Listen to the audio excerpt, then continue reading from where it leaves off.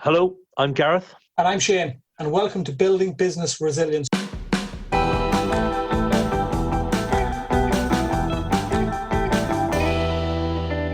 This is a podcast from Sanctuary Financial Planning, which helps growth business owners and social media influencers achieve financial independence. We're two passionate financial planners on a mission to seek out new ideas, tips and tricks to help you take control of your finances and run better businesses. We delve into the true goals and aspirations of our guests in order to provide you with some real value and positivity. Nothing outrageous, clear, simple, solid financial solutions. We also have a YouTube series to accompany this, and details will be at the end of the show. So let's move on to our guest.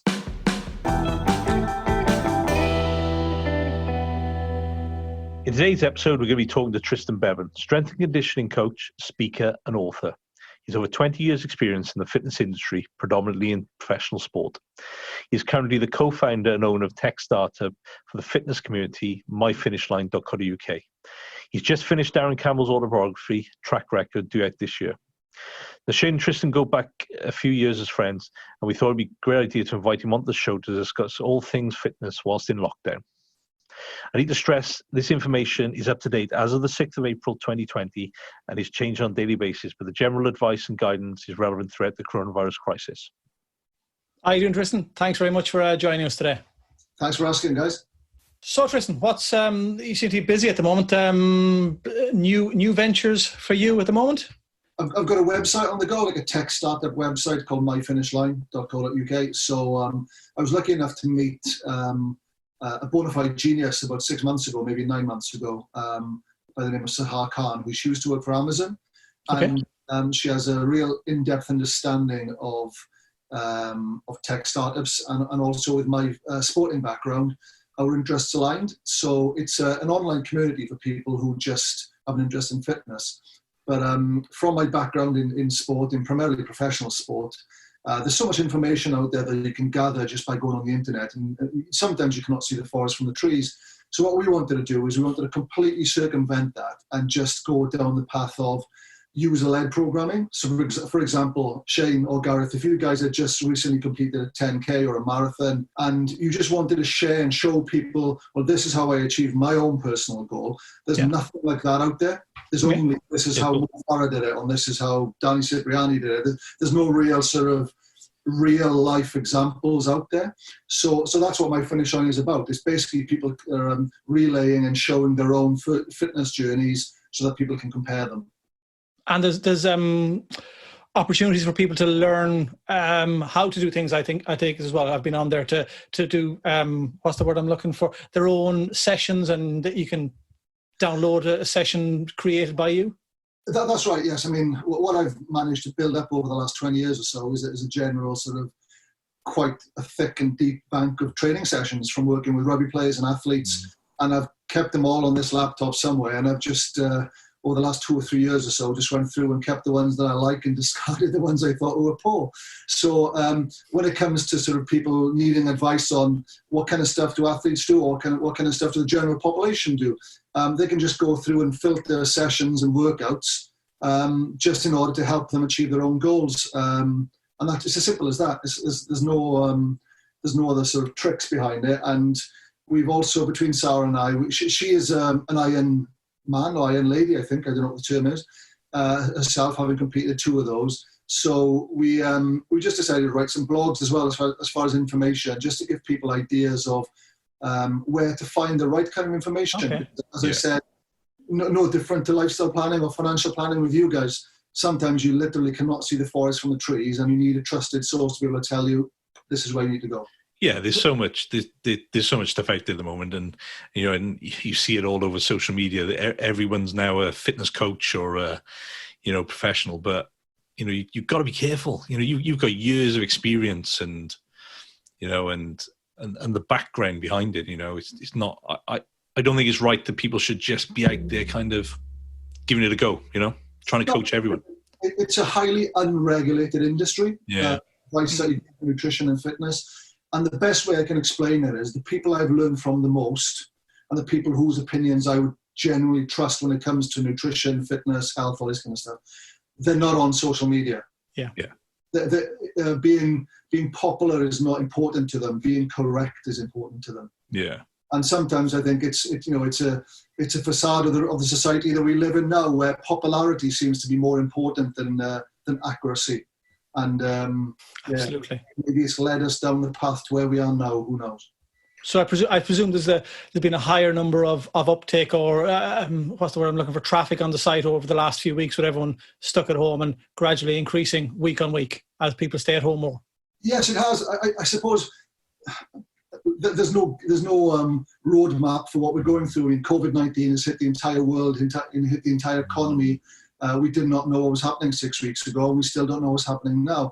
But we've looked at Google Analytics to see how the recent world events have responded to My Finish Line. And yes, there has been a significant uptake, because I presume people just want to have a look to see what kind of workouts they can do in their garden. And purely coincidentally, we decided between the two of us to actually formulate workouts that you could actually do in the house.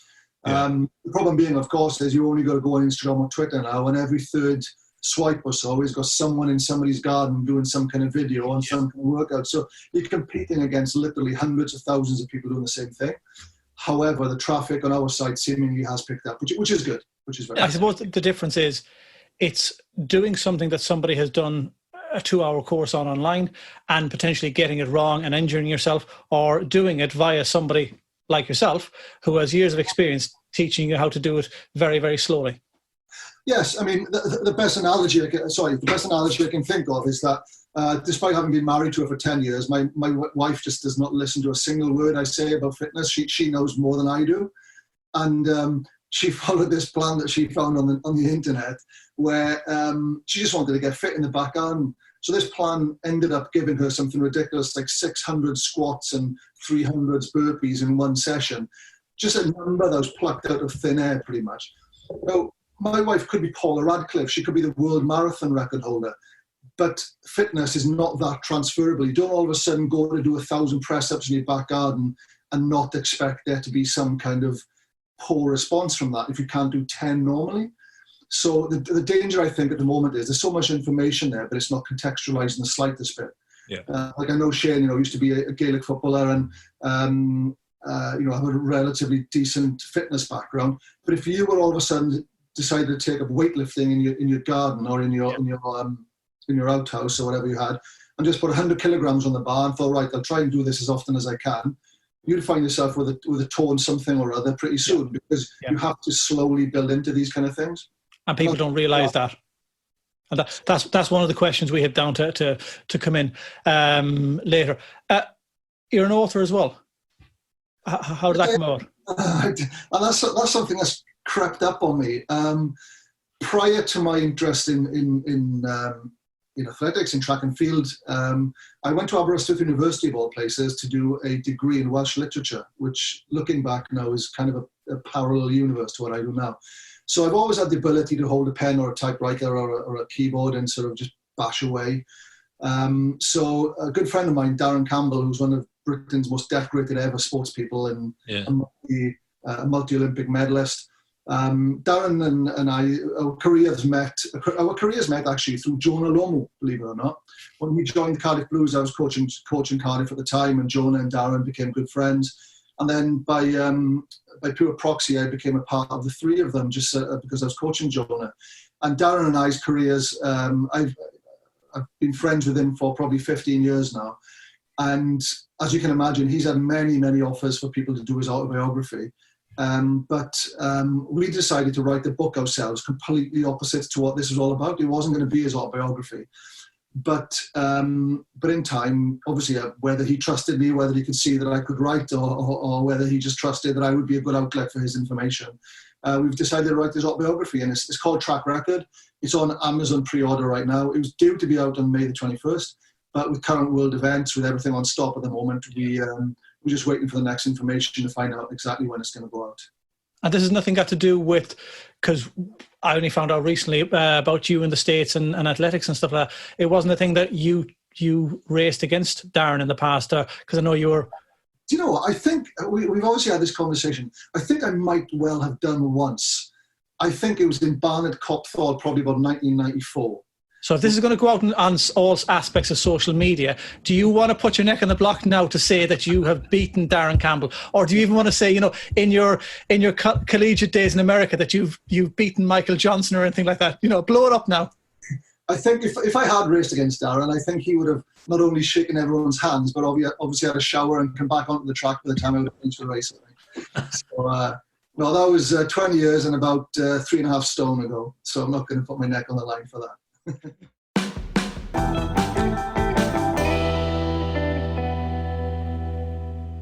So we got some questions prepared, Trystan. We'll have a run through now. So everyone from professional athletes to non-athletic professionals are having to live a similar lifestyle at present. What sort of knock-on effect does that have for people, do you reckon? One of the things I find interesting when it comes to athletic people in general is that they get their lives structured for them. So one of the parts of my job was to formulate a calendar where people would follow day to day. It would even be a macro calendar as far as you would say what they're doing in a month's time. And even sort of if you said, look, Tuesday the 17th of March, 4:00 in the afternoon, what am I doing? You'd be able to click on your calendar and find out what it was. Yeah. Obviously now that's all gone. So whether you're like the three of us or whether you're a professional sportsman now, you have to kind of formulate your own disciplines. Yeah. I've got a 4-year-old child in the house who obviously is not in school at the moment. And to me, that's a new form of life, which is I'm homeschooling this poor fella that's been homeschooled by me. I've got no reference point to what I'm doing. Yeah.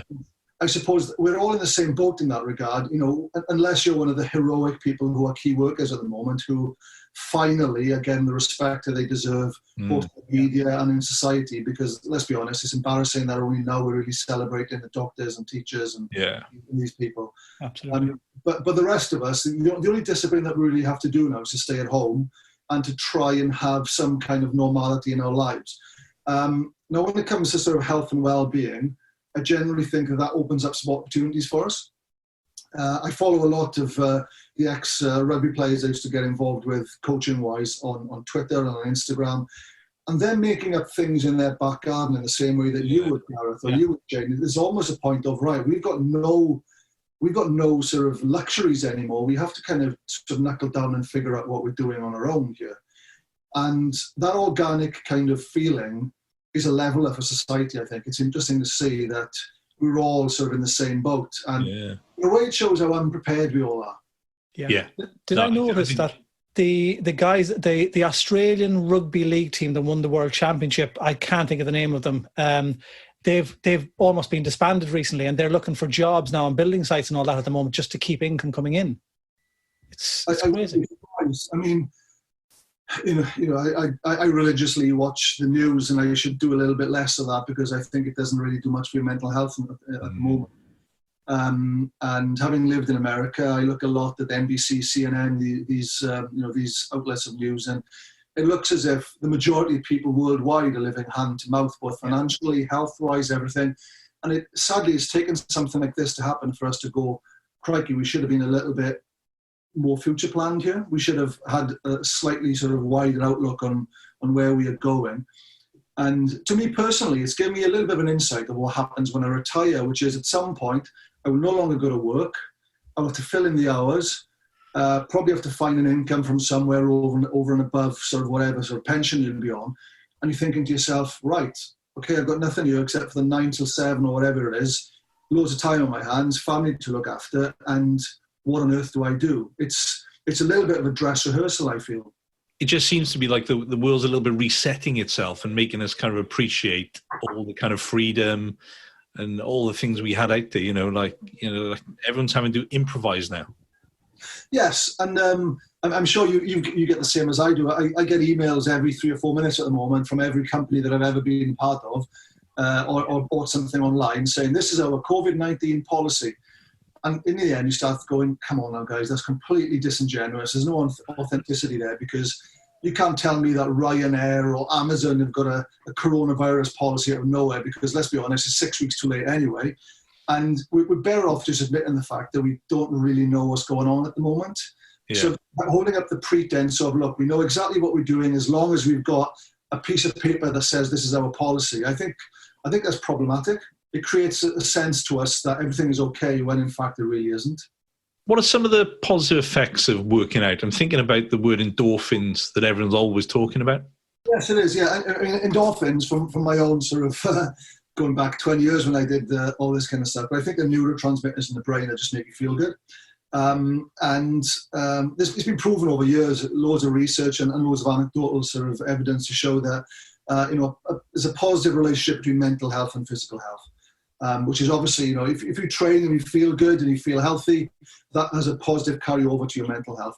What also I feel is probably not as addressed so often is the same correlation occurs with negative physical health and negative mental health, which is if you just let yourself go a little bit too much, then the negative physical health has a knock-on effect on your mental health. So I think when it comes to addressing your question as far as positive effects of working out, it's just a question of acknowledging what your health means to you. To some people, it might mean I want to live till I'm 100. Some people might mean I want to live till I'm 80 to be able to enjoy my retirement. Or some people just want to be able to do an Ironman. I mean, being fit and healthy is your own personal thing. The one thing I will say about exercise is it releases a stress hormone called cortisol. And it's a very poor metaphor in the current times, but the cortisol and its release in exercise is almost like a little vaccine where you give the body a little bit of pain so that it overcompensates and supercompensates and gives a lot more pleasure down the line. So that's what exercise does. The 30 minutes of pain, of running, of the physical exertion that you go through has a huge knock-on effect further down the line. And sometimes it's hard to attribute one with the other. That's where sometimes it's hard to convince people to actually go on exercise because you don't know the benefits that you wouldn't have got from the exercise you don't do. Yeah. I don't know if there's too many double negatives there, but it's essentially one of those things that if you go on the path of becoming physically active, you reap the benefits and you want to be more physically active. And I think the same thing happens negatively as well, where if you end up sitting on the sofa and just eating chocolate or eating junk food, I think that ends up being a little bit of a default setting for you as well. Yeah, as you know, I've torn my Achilles playing football, and I've been off exercising now into week 6, and it does impact on the mind as well. Totally get all of that. I've always been active in the gym 4 or 5 times a week, playing 5-a-side, and I've gone from being active every day to sedentary. And the chocolates is in the fridge. You just want to grab hold of, and it doesn't make you any happier. The more, as you say, the more I think you exercise, and the more you put your body through something, the more happier, and the more it feels to me, the more energy I actually have, the more energy I use. It's almost like a dynamo effect. So I can totally understand the concept of, if you exercise, the body up here feels a lot better as well. Yes, it does. And mental health has been in the news over the last few years more than it ever has done. And it's surprising when you read between the lines of all those things. It's surprising the prevalence of the link between mental and physical health. It's often, one is very, very often linked to the other. And it'll be interesting to see when we come out of this now. I mean, I read about, the Wuhan province in China where this may have originated from, where they've been in lockdown for 3 or 4 months. And some of the people coming out there now and are saying about this is what the reality of their life is like. And it's the same thing. When you're locked in the house and you can't do much yourself, people are getting used to that as their own default setting. So people are getting used to doing nothing. People are getting used to not having energy. And that's a frightening thought. That is a frightening thought. So what if someone's never worked out before? Any tips? Yes, you have to enjoy it. I'll bring my own personal experience into this, is that I hate cycling. So if someone was to come to me, if I was in a position where I needed to get active, and I was kind of shoehorned doing something I didn't enjoy, that would never be sort of repeatable and it wouldn't be sustainable. I just wouldn't want to do it. So you've got to try and find something that at least you have an interest in, whether it might be a little bit of weightlifting or even to the point, if you don't like exercise, maybe take a little bit more interest in what you put in your mouth. Along that continuum somewhere, from training hard to high intensity training to just actually looking after nutrition, along that continuum somewhere, there's going to be something that you enjoy doing. And the biggest tip I would give anybody is just find that one thing or 3 or 4 things that you actually enjoy doing and just do them relatively often. Somebody contacted me from sport the other day and said, look, I can't train to the intensity that I normally can. So what's your advice? And I know this person quite well, and he does probably 4 or 5 training sessions of very, very high intensity every single week. And I said, well, just improve your mobility, improve your nutrition, improve your sleep habits, drink more water, go to bed earlier. All these things will then stay with you way, way past the COVID-19 crisis. That will end up being good habits that you might have sort of looked back on this period and thought, that's when I started doing this. Okay, moving on. So is staying healthy more important in the current troublesome climate than it is generally in normal times? I would argue that it isn't, because you can't go online at the moment without seeing some post from somebody training in their back garden or ordering weights or I've done this on a walk bike, because people are just saying, this is what I'm doing when I'm at home. But being healthy is a continuum. In Britain at the moment, you have a struggling mental and physical health status where obesity, diabetes, work stresses, anxiety, these things predate COVID-19. Yeah. So all of a sudden say, right, okay, now that we've got to be stuck in our homes, we have to focus on our health. It's a little bit, to use the analogy with what you guys do, is like saying, oh, right, I've got no income coming in now. Right, I better start worrying about my income or about my expenditure. It should have been something that should have been in the background as a responsible adult for the last 15, 20 years, I suppose. So it's look, I hope that we'll be able to look back at this time and think, yes, it was a little bit of a reset button as far as our own attitudes, but staying healthy is something that's very, very important, whatever's going on in the world. So what source of information are there for those that want to stay healthy while in lockdown? That's one of the most important parts, is actually knowing exactly where to get your information from. Being a filter of information is what a guru is normally known for, but that predates the internet. Now with the internet, that, as I said earlier, the most popular people get all the noise at the moment. And if you look at, every 9 o'clock in the morning now, you've got Joe Wicks doing his with kids, which is great because it engages the children and things like that. But the popularity and the accuracy need to be hand in hand. Now, some of the sources that you can go online, especially when it comes to healthy living, would be the Health Foundation, which is health.org.uk. Which, if you go on their website, they've just got so many good links when it comes to diet, nutrition, healthy living, exercise. Same with the British Nutrition Foundation, which is nutrition.org.uk. Yeah. But ironically, when it comes to generally looking after yourself, and I sound like a stuck record here because it's probably the most celebrated thing at the moment, and so should it be, but it's the NHS. Yeah. Their website, they've got a Live Well section, which has got many strands shooting off it, just describing how to actually self-regulate your own health so that you don't end up being ill. And some of these things might seem very baseline, but it's no different to a marathon runner to someone who just wants to get a little bit thinner.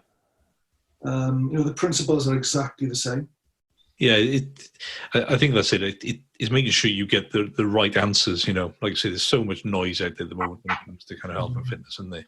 Yeah, yes, there is. I mean, you asked the question earlier about if you don't work out at all, where do you start? Well, I can tell you where you don't start is you don't start on sporting websites or high intensity training websites. Yeah. You start somewhere which is appropriate to where your situation is as a person.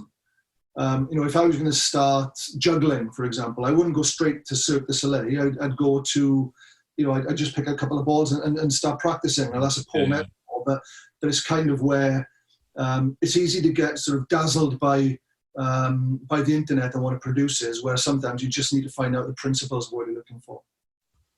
Yeah, I think that's it. And whilst we can still go out and about, there's a lot to be said for a good brisk walk, for 15, 20 minutes. If you haven't done anything before, you don't need to be out there doing burpees and, kind of star jumps and all what you see kind of going on.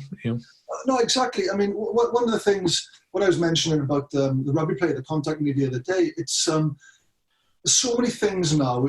The silver linings, the opportunities that we have now, look, we all know what it's like. Time is the biggest issue we've got when it comes to staying healthy. So, for example, we wake up in the morning, we have breakfast. We normally rush a breakfast. We don't prepare it. We rush it in order to catch the train or go on the tube or go in the car to go to work.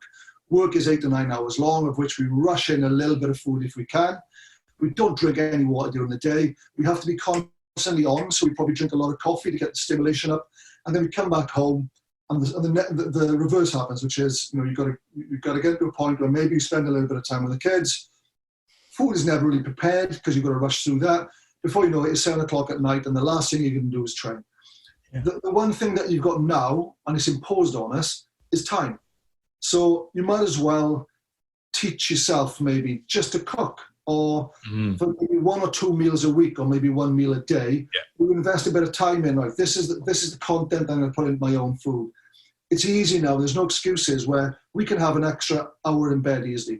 I'll go to bed half an hour earlier, wake up half an hour later. It has no impact whatsoever on our lives. I mean, we haven't got to dress in shirt or ties anymore. We haven't got to go into work. There's none of the problematic things that actually impact on our health is measured in time anymore. We've got all the time to be able to do what we want.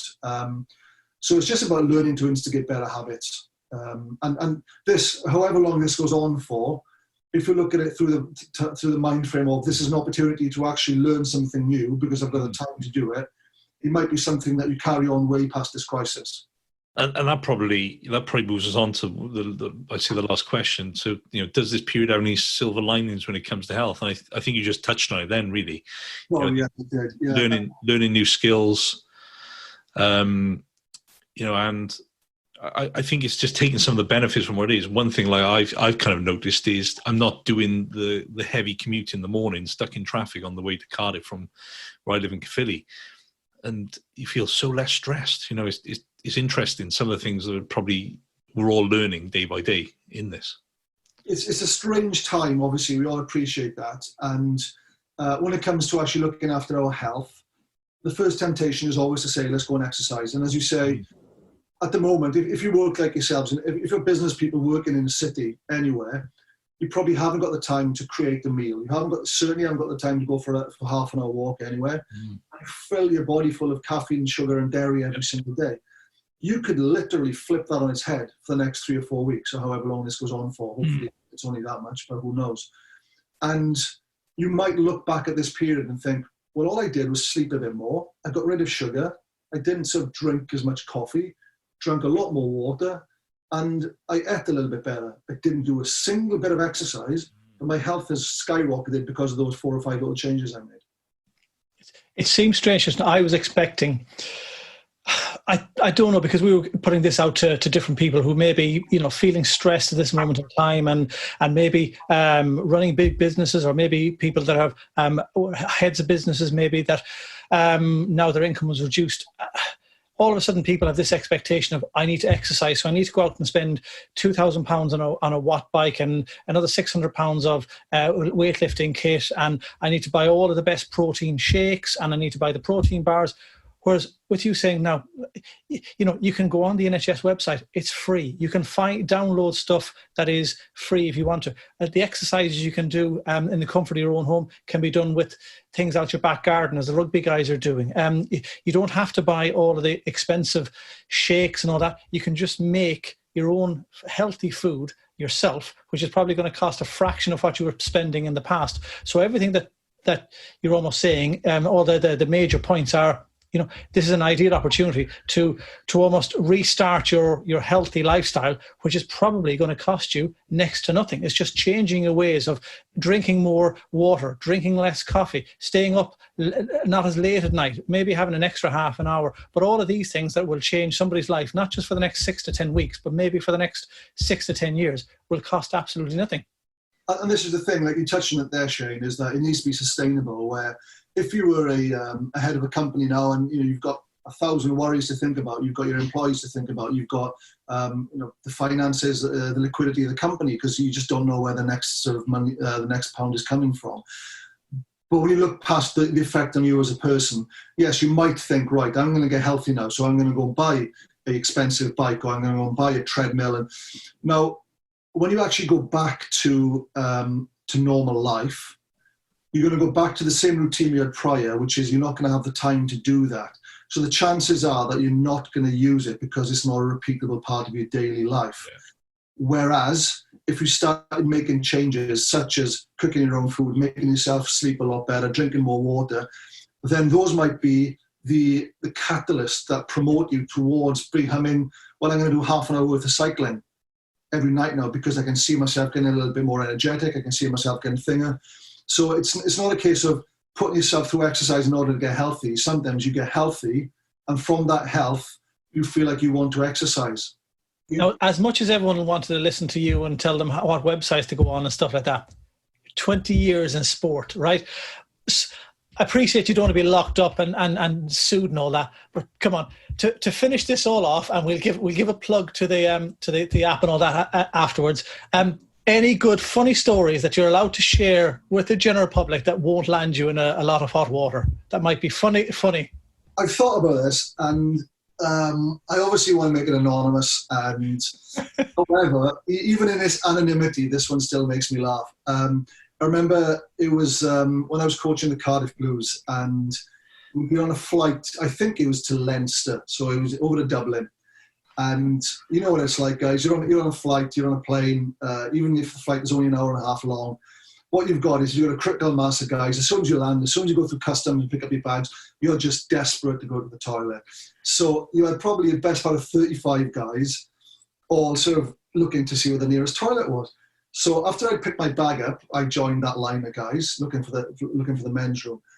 And as soon as I got to the men's room, I just saw about 5 or 6 of the Cardiff Blues squad, not only in tears. Do you know when you're laughing so hard you've lost it? You've completely lost it, where your abs are hurting, and you're sat on the floor and you've completely lost control. So some of these guys were laughing so hard. A few of us went up to them and said, "Guys, what's going on?" And they'd lost it to the extent they couldn't relay the story to us. But what had happened was, this would have been about 2011, 2012 maybe. The first couple of guys that were going to the men's room, there was a short Japanese fella apparently who had confused, the Dyson hand dryers. He thought that was one of these new urinals that you should use. So he used one of these. And you can imagine what happened as soon as he started to cover himself in his own water, let's say. And some of the players had walked in and seen this happen. Apparently they tried to stop him doing it, but the language barrier got in the way. But he had a shock of his life thinking that this Dyson hand dryer was actually not one of the new urinals that you should be using. That's brilliant. Brilliant. Trystan, remind us again of the address of the website that we can get people to go and have a look on, register, and remind us again of the cost per month. Right, it's myfinishline.co.uk. It's an online community for anyone who's interested in fitness. You can follow the plans of anybody else who's done any event. There's probably over 400 workouts on there, all of which are relatively decent. We've emphasised quality over quantity. There's probably 40-odd blogs, so you can actually read up on any information when it comes to fitness. And the cost is absolutely nothing. We've decided just to go down the road of not subscription, anything like that. We just want to get this information out there, and we just want to build up as large a community as you possibly can. Right, that was a great chat with Trystan. Some key takeaway points from this episode. Keeping fit at home does not mean purchasing expensive equipment from eBay, Amazon or so. Make small changes now. Cook from fresh. Drink less coffee. And finally, don't try and run before you can walk. Head over to our website, www.sanfp.co.uk, and check our YouTube channel. Search Sanctuary Financial Planning in YouTube. That's it for this episode. Next, we're talking all things law with Ben Jenkins, partner and head of litigation at Harding Evans Solicitors. You can hear that wherever you get your podcasts. Plus, don't forget to click subscribe and get all the latest episodes as soon as they arrive. Until next time, thanks for listening.